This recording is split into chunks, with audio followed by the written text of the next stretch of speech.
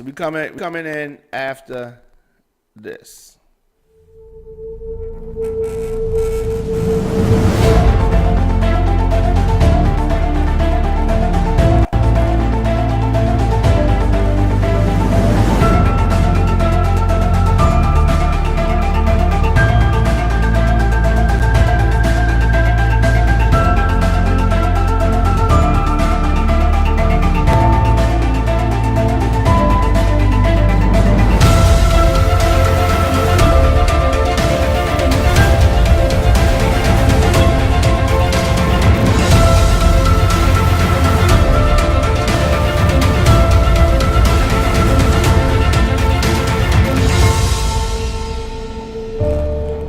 This is RadioOnFire.com. Yours truly, Diamond K, in here. Thank you for joining me. Of course, we are broadcasting from the Radio on Fire studios here in Baltimore, Maryland. But because of the advent of modern technology, I got Jay Jackson on the line from Atlanta, all the way in Atlanta. Jay, you there? Yes, sir. Yes, sir. You know I'm here. Radio on Fire. Yes, sir. All right. So, so many things that I want to cover, and we've been debating this topic for the last couple of days, and I'm glad that we're able to get on the line and talk about it. So many things with R. Kelly, but a lot of people are doing what I'm calling victim blaming. They are blaming victims. I have a problem with that. I have a major problem with that. And then they're also blaming parents, right? And I have an issue with that. They're also blaming the entourage and other folks that were around. They blaming everybody except for the perpetrator. The perpetrator is getting all of this, getting some clout, getting some leniency because he made some songs that we really, really enjoyed. And I don't think that's right. What say you, sir? You said, what do I say? Yeah. Oh, what do I say? I said a lot. I got a lot to say, but at the same time, I want to make sure I address something, and I'm saying it's based on the information that's been put out there in the media. Like I always say, a person is innocent until proven guilty. That's why we got a legal system set up here in America. True that. So I always say that. But with that being said, based on the stuff that's been put out there, it's clear that R. Kelly is a sick man. Okay. It's something going on. We can agree to that. Okay. But I want to go back to some of the things. I want to make sure I say this correctly, Diamond. You said that about the families. What did you say about the families? Because I want to make sure I address this correctly. What did you say about the family? Let's recap that. What did you say? About families in general, or about the families specific to the R. Kelly case? Because I think that there's a certain point in time when parents are not responsible for what their kids do. There's a certain point in time when they are. And you and I grew up together. Everything that our parents said do, we didn't do. They said come, because I remember our parents saying, yours and mine, come straight home from school. This is a simple one. Come straight home from school. Now you and I both know, we can say this now, that most days we practice at school. True. Nobody wanted to be the first person to go home. Okay. No, yeah, as weird, as weird as that sound in this day and time, yeah. We didn't want to go home, and it was just we were enjoying school so much and enjoying what we were doing at school, which was doing music, messing with the band, rapping, dancing, you know what I mean, hanging out with girls. We were doing those things. These were all innocent things, but this is what we were doing after school. And once we went home, that day was going to stop. And so, and it's not like we did not skip classes to do that as well. You know what I mean? But it was just like it was an ongoing thing. I'm saying all that to say our parents would not have approved of us skipping a class to be in the band room, or they may have not even approved. They may not bother them or not, but it was against what they said do. Now, if during that time we got into other mischief, which is probably why they wanted us to come straight home from school, if we got in other mischief, then they're going to be looking like, look, I told you to come home from school, blah, blah, blah, blah, blah, blah, blah. My point is that these girls who were under the influence of the Pied Piper, okay, our parents, enrolled us in school. Right? Essentially, they took us to the school. They enrolled us there. They knew where we were.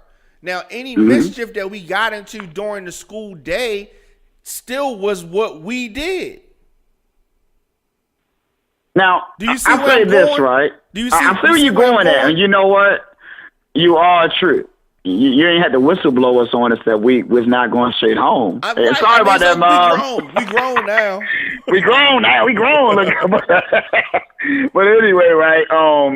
From that perspective, Diamond, I can say that your parents can only set the rules, right? And it's up to you to be able to deal with them. But one thing my mama always said to me: consequences and repercussions to these rules. Your mother also said to me, actually, hard head makes a soft ass.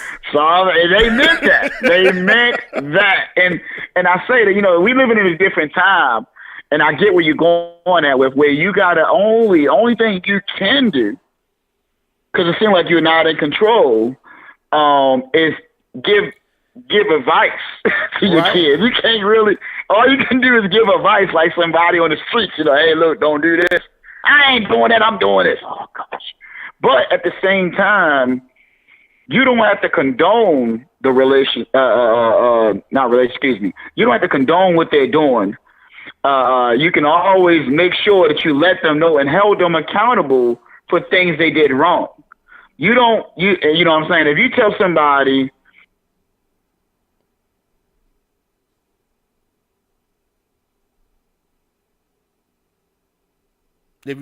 what? Okay, so I think we may have lost him. But I mean, we're talking about parents, and he had okay, so I think we got him back. All right, so you back? Oh, they try to get me off the line. They try to get me off, but I'm back. Hey, but look, back to what just to recap it. To me, your parents can only give you sound advice on what to do these days that we're living in, Diamond. And you got to either do it, or do your own thing, like you said. So I will agree with you on that point. Yeah. But when you do wrong, right, you don't condone wrongness. And I'm not saying that any of the victims were wrong. Now that's good. I'm glad that we can agree on that the victims are not wrong. Now let's go to this. Let's break it down even further. Okay. So, because a lot of people are saying he needed help. He didn't do it by himself. The manager helped. The entourage helped. Different girls helped, right? Don't only blame R. Kelly. And I feel that people are doing that because it is R. Kelly. Now, if you had a regular criminal in the street that didn't make no songs that people know, you don't do that. You don't say, oh my God, this kingpin right here, he had help selling these drugs. There was the bag man. There was the guy. There was the driver. You don't say none of that. You just say, oh, he did a crime? Oh, okay. And, but because it's R. Kelly, people going above and beyond. Well, to me, I look at it like this. Let's call it for what it is. Going back to it based off the information that's been put out there in the media. Diamond, about what's been going on for these years of different multiple victims. I can say that based off this information, R. Kelly, is going through something. He's sick. There's something going on. We can agree. I clearly say that. He's sick. And I'll say that the people that surround him, right? It's kind of like, and if I can use it, I'm not throwing any shade on anybody that's a crackhead or any type of substance abuse right. That a person is on. I'm not throwing any shade on it because, that's being sick as well. But if you had a bunch of people that was smoking crack with you, right? Okay. That's your world. They're enabling you and letting you know that this is a perfect world. Now, all of y'all sick.